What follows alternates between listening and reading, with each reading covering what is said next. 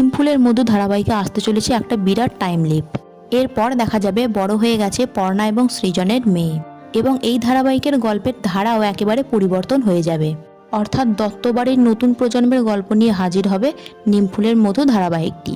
বর্তমানে এই ধারাবাহিকে চলছে টানটান উত্তেজনা।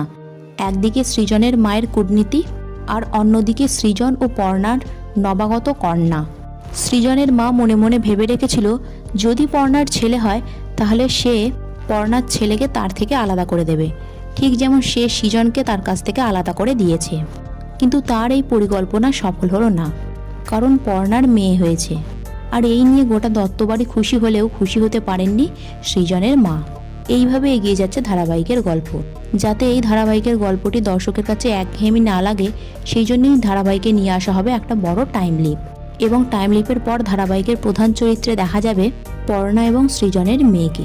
যদিও কোন নায়িকাকে এই চরিত্রে দেখা যাবে তা এখনো কিছু জানা যায়নি, অথবা কোন নায়ককে তার বিপরীতে কাস্ট করা হবে তাও এখনো অজানা।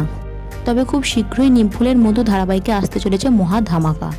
সো বন্ধুরা, এই ধারাবাহিকের নতুন টুইস্ট দেখার জন্য আপনারা কতটা এক্সাইটেড নিচে কমেন্ট সেকশনে জানাতে ভুলবেন না। ভিডিওটি ভালো লেগে থাকলে লাইক এবং শেয়ার করবেন, আর এই ধরনের নতুন আপডেট পাওয়ার জন্য চ্যানেলটিকে সাবস্ক্রাইব করতে ভুলবেন না।